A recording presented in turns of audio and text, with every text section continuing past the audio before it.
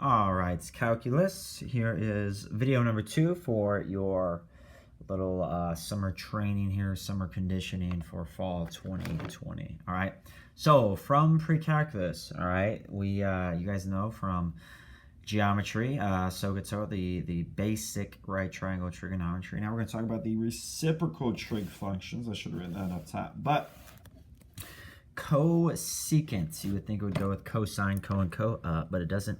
CSC, theta, is the reciprocal of sine. All right, so if sine is opposite over hypotenuse, cosecant is hypotenuse over opposite. All right, well, we will mostly think of it as the reciprocal of sine. Secant, it starts with an S. You'd think it would be sine. It is the reciprocal of sine. It is not. It's the reciprocal of cosine. It is 1 over cosine theta, or the hypotenuse divided by the adjacent side. Cotangent does go with tangent. It's the one that makes sense. Cotangent is the reciprocal of tangents. So it is adjacent over the opposite. Now, I want us to remember something here, and we're going to see it down below. But the two things are, instead of thinking as tangent as opposite of our adjacent, we're not going to be doing the basic right triangle trig like we did in geometry. I want you to think of tangent as sine over cosine and prove why that is the case. So for us, not only is cotangent the reciprocal of tangent, not only is it 1 over tangent, it's also cosine over sine.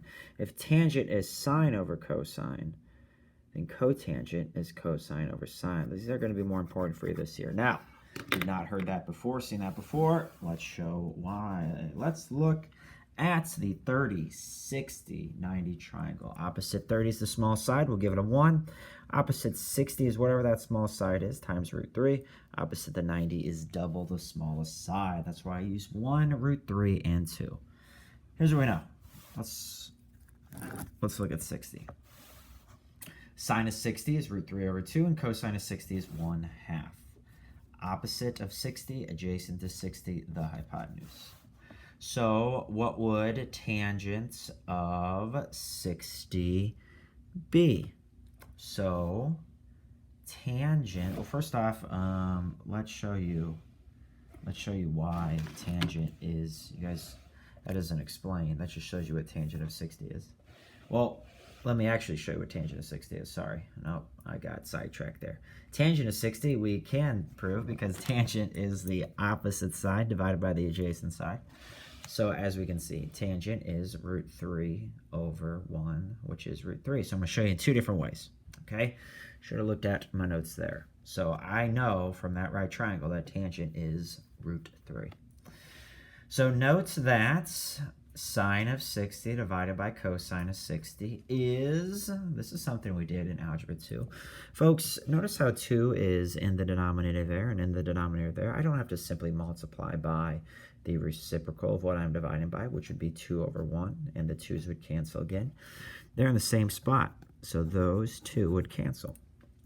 The 2 2's there would cancel, leaving me with root 3 over 1, which is root 3. Ding, ding, ding. So that is a little proof why tangent of theta is sine theta divided by cosine of theta. And here's another one.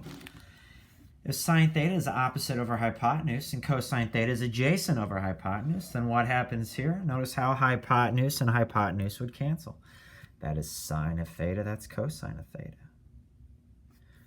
Hypotenuse, hypotenuse cancel. They give you opposite over opposite over adjacent, which is tangent of theta. So thus, this is something you need to know from here on out, that tangent is sine over cosine, and if cotangent is the reciprocal of tangent, cotangent is cosine over sine. We're going to need to know that pretty early on. Okay, that's how we're going to pretty much be working with tangents and cotangents. We're going to think of them like that from here on out.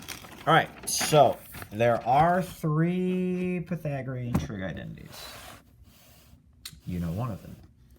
Sine squared theta plus cosine squared theta is equal to 1. And what's cool, I would just show kids before, like, hey, have you seen this before?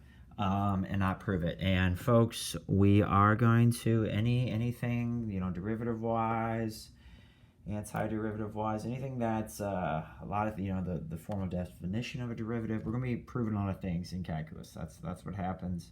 You know, just simply, hey, here's the definition of a derivative, you know, or here's how you do it. You're going to be proving a lot of things, okay? So we want to get in that habit.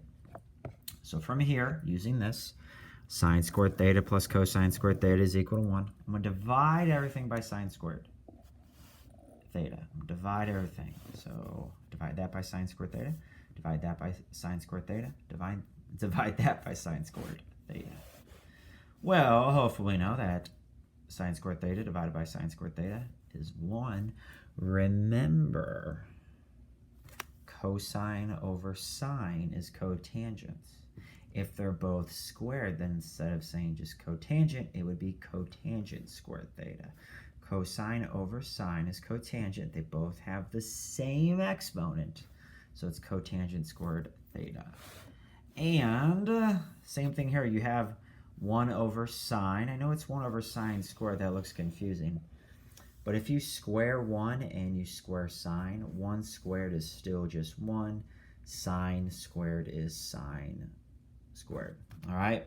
So 1 over sine squared theta is cosecant squared theta. That is the second Pythagorean identity. Now, notice up above, I was using the sine squared theta plus cosine squared theta is 1. And I divide everything by sine squared theta. Well, what happens if I divide everything by cosine squared theta? This divided by cosine squared theta. This divided by cosine squared theta. This divided by cosine squared theta. Sine over cosine is tangent. They're both squared, so it's tangent squared theta. Cosine squared theta divided by itself is 1. 1 over cosine squared theta is secant squared theta, because 1 over cosine is secant. Both 1 and cosine are being squared. That's why it's secant squared theta. That is the third Pythagorean identity. And yes, it would be very good for you to have these written down and to know all 3 of these. And these are the notes. You know, I'm hoping you're writing these down. There's in 2 videos now. I'm going to want you to have these on that first day. On that first day, we will be learning calculus. Unless, again, we don't know how the school is going to start. Unless it's like a 15-minute day, then we won't be learning calculus. But if it is a 46-minute day or longer, there'll be calculus learning. So have us down for that first meeting. And folks, that is the end of this second prep video. All right, this is Yak Math Videos signing out.